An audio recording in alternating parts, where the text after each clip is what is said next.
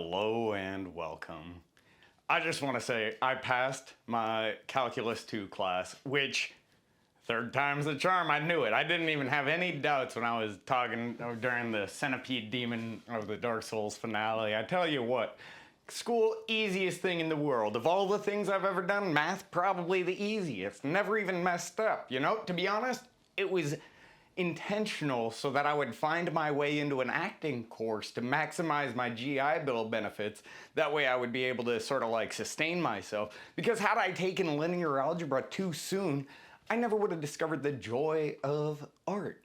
And theater, performance, and the energy in a room while you're in it are all kind of like these elements of things that I never understood until it was framed through acting.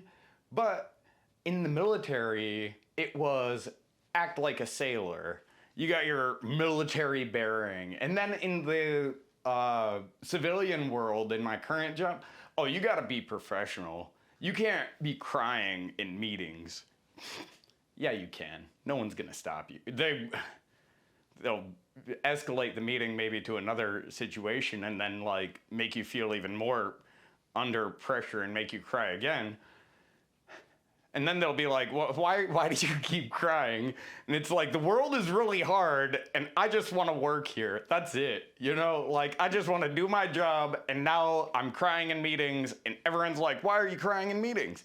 And I'm not normally a person who cries in meetings, but you try failing a Calc 2 class 2 times. It's rough out there. And that's not to sort of excuse my part of the situation. The emotions and the stress are obviously not all related to Calculus 2. There's other things going on in the world, but with the complexity of everything going on, when someone goes, you can't do this, it's... Who are we to dictate the actions of others, you know? At the end of the day, like, maybe you shouldn't cry in meetings. There was this one time I was in the military. It was just after I had gotten out of my first school, A school, and I was awaiting transfer to my C school, for which I had failed a second class swim test because they had asked me, I think, to do like, I don't know, I think they wanted me to hold my breath for a long time or maybe do a side stroke or like the frog leap or something. I'm not a swimmer. I can do the crawl stroke and that's about it. And even then, I'm not gonna be able to breathe like a normal person because I breathe on my own terms, you know? Oh, do you want to try this breathing exercise? How about you don't tell me what time to like inhale and exhale, if that's all right. I got my own system going. It's kept me alive this far. Once we start messing with that pattern, who knows what's about to happen, you know? Anyway, so I was waiting this like transferred to a C school and the position of holds leader opened up and my NMTI, Navy Military Training Instructor, it's the barracks people who walk around, petty officers, and they were telling me, you know, hey, do you want to be holds leader? And I know that not really. I don't want to be holds leader. I don't want any more responsibility. I've been in a lot of trouble on this barracks. I just want to kind of like hang out and then transfer out. And then they go, well, we're going to transfer you to this awful barracks if you don't want to take this position of leadership. And I was like, well, I'll be your holds leader and it'll be a great time. And so the holds leader who had been holding it before pulled me aside and I was like, how do you do it? How do you maintain this like calm sense about you all the time? And she said, don't let them see you cry. And the entire time I was in that barracks, that was the one piece of advice that I was like, okay, that's all I gotta do. I can hate everything they ask me to do. I can not like what I'm doing, but like, I can't let them know that they're getting to me when it's their game to get to me. And it's easy in certain contexts, boot camp, where they frame it, oh, we're gonna break you down and build you up. Okay, well, obviously they're gonna try and abuse their power and make you feel less than and stuff like that, you can kind of like understand the experience of being treated in that context. In the barracks, it's a little more subtle because you're a student, so you have like some rights, but not really, because you're in a training environment, so you're like still subject to a certain degree of like power dynamic that is ripe for abuse at middle management levels within the military. And I'm not saying that it happens all the time, but just, you know, there's a lot that happens within the military. There's a lot of people, and a lot of people aren't always good. So that's, I guess, where I'll leave that. But I thought it was fun going through and, I don't know, just kind of like finding opportunities to participate even when it wasn't necessary. After the military, I was certain, oh yeah, I'll just DoorDash for a little bit. I mean, everyone's working the gig economy. It can't be that bad. Well, until you realize you're working 3 meals a day, and it's like, holy shit, and I only made that much? And like, for some people, they look at the amount and they're like, oh, wow, that's really good. But like, when you're coming off of the military sort of pay scale, and then the military gives you a lot of bonuses and benefits and like weird extra things, and then you go into work and you're not even actually working all that hard all the time, because like sometimes things are just kind of quiet. Like, you're definitely working hard at times, but like there are lull times, and so it's not like the traditional 40-40 or, you know, like 40 hours a week type work. But anyway, the thing is that like that drive to participate is what always has like augmented my experiences, though. Sometimes when I think about the military, it's not the bad things, but it's the good things. And like the little moments of connection and stuff with people, where we had a person come into our command while I was on leave, and when I came back, everyone had disliked this person for no reason, and I was like, well, why is everyone disliking on this person? You know, why is everyone kind of making jokes and stuff? Come to find out, the guy who's been a problem liar the entire time we're out there has been spreading rumors and starting stuff, and it's like, oh, so now we're gonna trust this guy as the authority because this new guy came in, and other guy wants to try and take it as the opportunity to like, oh, I can be the bully now. And it's like, no, you go back to being the punching bag kid. Like, there are some people that deserve the sock party or whatever, you know? And I'm not saying we should bully people, especially not the vulnerable, but like, bully the assholes, for sure. Fuck them. Like, that's, you gotta like fix how, oh no, you just let them be assholes. What? Why would we do that? That's how you get presidents like the one we got now. Well, that's how you get them a second time. Well, I don't know. It's hard. The big thing is that when we're going through things, a lot of times we're not considering like the impact of like how we will remember our participation or activities. And like the bonus stuff I did is what made the military as fulfilling as it was, but that fulfillment is what made it feel as much of a loss as it was to me.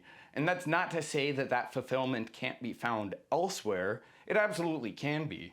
Beating Dark Souls was better than making first class in under 5 years. I tell you what, I would fucking beat Dark Souls again. I would beat Dark Souls and play New Game Plus on a build that isn't even optimized to beat the bosses in the opportune way, just so I could experience the story of the Chosen Undead with you all. And, you know, I once saw an article that said Metal Gear Solid is more fulfilling than a happy relationship with a loved one.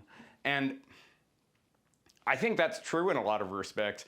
When God created the covenant of marriage, I think he was trying to make a weapon to surpass Metal Gear, but in reality it backfired because there's no such thing as a weapon stronger than Metal Gear. It's literally a nuke walking around as a little mech thing. Like, anyway, my point being,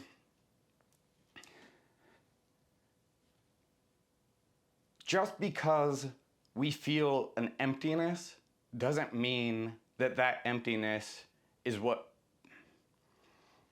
defines us. It's not the pieces that are missing that we should be looking at. It's the things in the world that we can do to make us feel as though we don't have a piece missing. Because the reality is, I'll never be in the military again. I'll probably never work for the government, and I'll probably never work for a company that supports the government. Well, I say that, I'll work for a public school district, whatever, it doesn't matter. But what I mean is, like, the complicitness in, like, bloodshed. I will never participate in, like, the bad parts of the government. I want nothing to do with it. Anyway, the reason I bring this up, though, is because a lot of times, like, I still struggle with those memories because of how happy I thought I was, and it's hard to remember that I'm here now, because back then that happiness wasn't as real as I thought it was. It was a generated piece of an environment I was in that I was thriving within. But there are things that are even outside the control of Sticky Basket. And I think in my mind, I want it to be me versus the Navy, because it sounds cool. Like, it frames it in a way where, oh, okay, well, they were just trying to keep me down. But what it was like maybe one case manager that was terrible at her job, and then like a legal office that sucked ass. Like, it was an ineffective bureaucracy. And that isn't something that, like, can be solved in a simple way. It's much bigger than just the people I interacted with. And at the same time, there's no way to even address the abstract of it. So I'm just kind of left with what is. And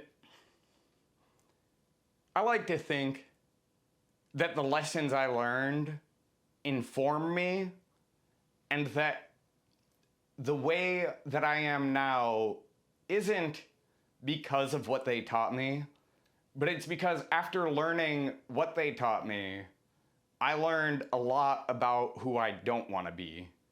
I learned that a lot of times you have to tolerate bad people just because you imagine the person on the other side of the weapons you have are worse. The military asks us to turn our eyes away from a lot of the problems of our, like, colleagues. And something about that has never sat right with me. And I mean, I know I'm not saying anything profound or anything. You can read articles about people in the Navy doing awful things all the time. But when you see it, and it's someone who you think you know, it's hard. That being said, though, when I was in Bahrain, one of the first things I did was I joined the MWR team, and I became the secretary of the organization. And during that speech, I said some corny stuff about, as an electronics technician, I'm trained to fix things until they break, and then when they break, fix them again. And then I became the vice president of MWR for another term after the COVID had shut down. And that was just a blast. And even after that, I became the fall protection coordinator, as well as a assistant urinalysis coordinator for collection and provision of samples, so that we're enforcing the rules and regulations in place for the military.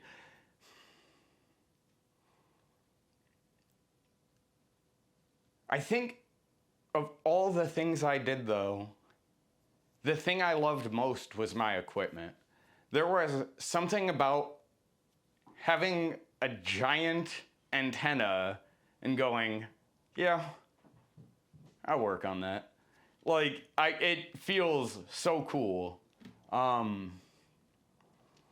I'm sure someday I'll create something that feels like a giant antenna.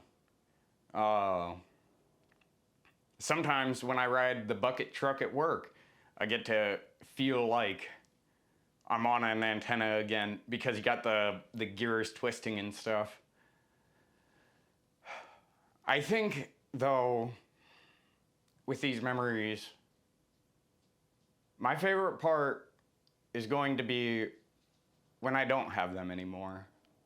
And that's not to say I want to forget them, but when the good in my life is so much more present than the good that occurred during what I would define as probably the worst time in my life. And I am someone who went to high school in the public school system in the United States. So, I mean, it's a shock that I'm here with, like, I don't know, the low odds of surviving a school shoot. Well, I wasn't in a school shooting. We're just in America. It's real dangerous here. And then going into the military, I mean, and I think the best part about it all is getting to be here now. And knowing that the journey isn't over. I don't write in all capital letters like they teach you to do in the military for your deck log stuff. I learned to unlearn the things the military made me do. I smoke with my left hand, and I did that before the military, but now I will pass it between my fingers and I will walk around drinking bottled water and I don't give a fuck, because there is nothing that tells us what right and wrong is. We can abide by these social expectations that are created out of fragments, but when we apply that to ourselves and we don't understand it as anything more than acting, I think we've lost sight of what it means to even be a person. Anyway, I don't really have much in terms of like profound revelation from any of this. I just think that in a lot of ways, I'm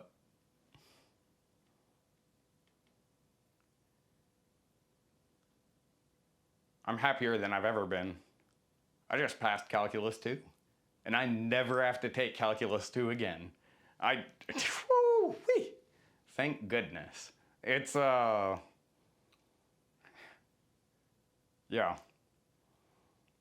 And the world still sucks.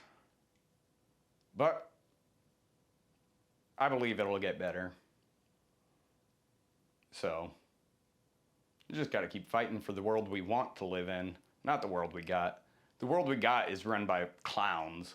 That means the world must be a circus. And you know what I didn't sign up for when I was born? The circus. Because honestly, had I joined the circus when I was younger, my life would have been way easier. There would have been animals I could have played with all the well, I got animals I can play with all the time. I would have been, well, I do know a little bit. I would have known how to make balloon animals. You know what? And that, anyway. Sometimes I look at the wound in my heart and wonder if it'll ever heal. But I think the more important question is, does it need to? I'm still able to do pretty good stuff. I might not be as resilient as I was, but who wants that level of resilience where you can commit atrocities and not feel bad about it? Is that even something to be proud of? But it was a system that made me feel good about my participation. In a lot of ways, it was a lot like a cult. And what's wild is, all the people who get tough in the comments about their time in the military, 9 times out of 10, I met people like them, and they talk tough, and then they go and sit at a computer all day, and like, talk about how cool they are, and then they go and work out all the time because they have no personality beyond like being stronger than others. And what good is being stronger than others if you're not using that strength to defend the people that fucking need it? You know what? Because at that point, you're not even strong. You're a fucking clown. And that's not the world I live in. Sometimes I wish it was. I think I'd be a good clown. Well, probably not, but...